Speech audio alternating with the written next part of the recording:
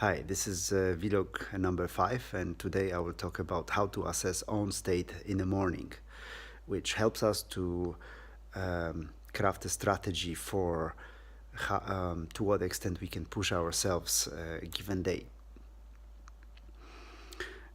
The first thing that I like to know when I wake up is my sleep quality.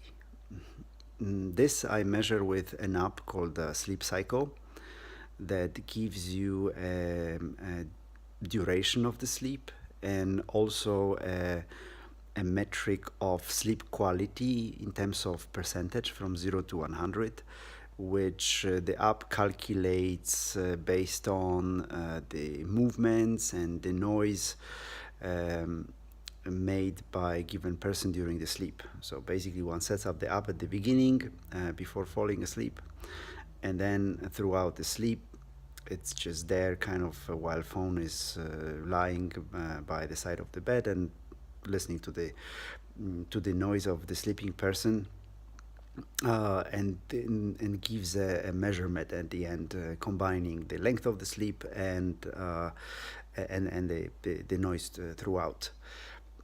So of course the length of the sleep is dominant, I think, factor affecting this, but also, you know, I've seen variations, quite big variations between the sleeps of same length, varying by significant amount, depending on whether the sleep was quiet, peaceful, or there was something going on. Also, it's interesting to see how certain outside factors, for example, call alarm, turning on accidentally in the middle of the night, which we might have not even registered in our consciousness, affected our sleep.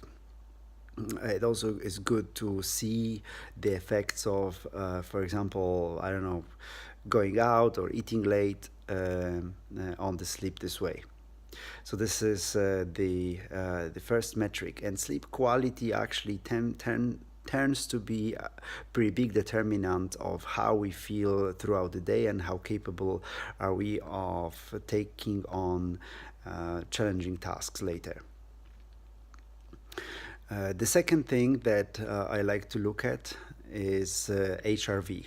HRV stands for heart rate variability, and essentially it's a measure of duration between heartbeats. It's not just about how many heartbeats per minute, but actually it's about the variability of durations between heartbeat. And essentially it's a well recognized measure of stress on our body. So in essence, it's pretty big theory, but in essence, it's about the main premise here is that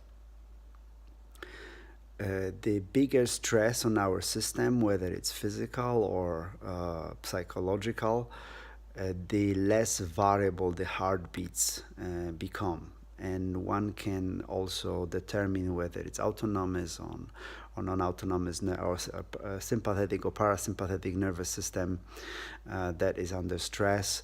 And essentially it requires, it doesn't work, it requires a heart rate monitor, but not any kind. It needs to be a chest-based one. So the wrist ones will not work, at least as of now. There is a company that works on like a little finger appliance that you can basically, something that you can put on your finger that will give you a heart rate variability without, you know, any chest straps and so on, and do so very quickly. But for now there's a number of chest straps that work, and they usually cost like between $50 to $100. So they are Bluetooth ones. So the heart rate variability is something that takes about 2 minutes, and before that needs to be calibrated. So one needs to take few measurements. It's something that is best done in the morning when the body did not have any stress yet. And it's something that I actually do combining with my morning meditation. So the measurement takes 2 minutes, and then I do my meditation usually a little longer. So by the time I'm done, the measurement is taken. And that gives you a number from 0 to 10. And depending on what number it is, I mean, the higher the better. 10 is perfect. It's divided into 3 zones: red, orange or yellow, and green. And green means you can go full steam ahead, push yourself hard. Yellow is medium, you could be recovering from some stress. And red is you're under stress of some kind. Maybe you're recovering, maybe you're pushing, about to start pushing too hard. And I actually see a big correlation between the length of sleep and HRV a lot of times. So when I don't have enough sleep for long periods of time, I see my HRV tends to be actually on the low side. And vice versa. When I sleep a lot, when I have a good quality sleep, then I see my HRV in the green zone all the time. So that's the second. The third one is maybe less known, is the pH, your pH level, so your acidity level, which is tested by basically a paper strip that you can buy. It's like the packet of 100 costs maybe like $8 to $10 on Amazon here in United States. So it's not a very expensive one. And the way it works, you just basically spit into a spoon and then put the little strip of paper into that, wait 30-40 seconds, and it turns into a color from yellow to blue. And ideal pH should be between 7 and 7.5. So that's green to dark green color. If you are under that, it is likely something is not going well, that your body is not in very optimal state. And actually there is apparently a correlation between being in acidic state for prolonged periods of time and developing some serious illnesses like cancer and so on. So so those are the 3 things. And 2 other things I like to look at, which are more subjective, is my kind of physical inner feeling. So how do I feel in the morning when I get up? So first thing, most people just go to bathroom or get some water. So I kind of usually use it to feel, do I have any aches? Does my body feel stiff, or am I actually good? And nowadays, before some few years before, I actually didn't mind to feel trashed in the morning. But now I'm sort of realizing that it masks a lot of problems. So even though you can push yourself through that, let's say if you exercise later, but now I feel if I feel good in the morning, if nothing is bothering me, then actually that's optimal way for me to feel like later on that day. And if I do have a problem, I can probably work through that usually, but it's something that is likely to get worse. And the second subjective thing is obviously mood. How do you feel? You feel happy, unhappy, neutral. I'm usually in a neutral, but if you're unhappy and correlated with these other things, it's also usually gives you an idea what to do. And now I would like to, at the very end, briefly talk about how you can improve those metrics. So obviously, sleep quality, again, it's a big subject, but the main thing here is the duration. So sleeping 8 hours, ideal.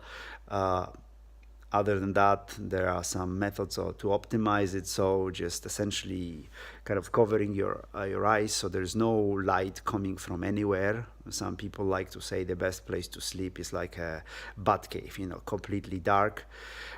And there are some evening routines to even kind of get into the proper sleep.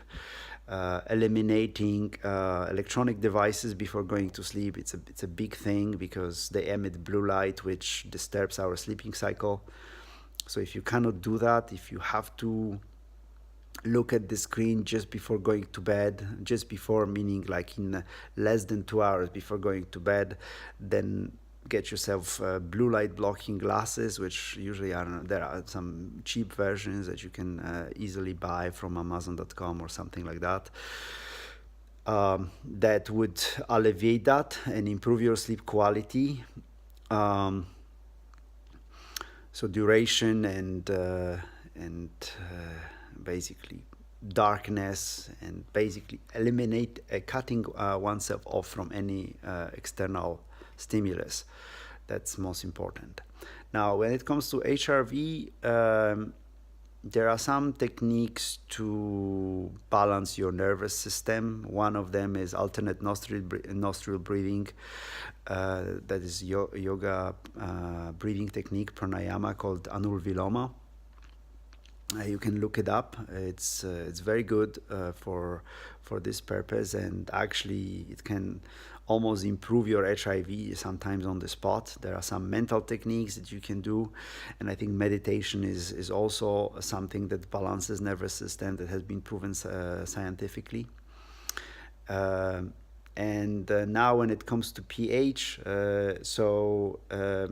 as research has shown, Wim Hof method actually, especially the breathing, is through that one is able to dramatically increase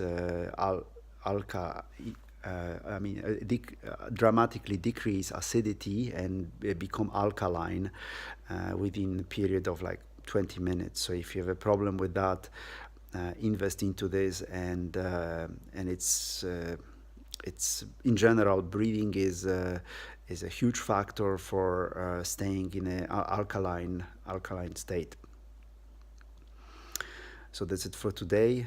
Thank you, and live to surprise yourself.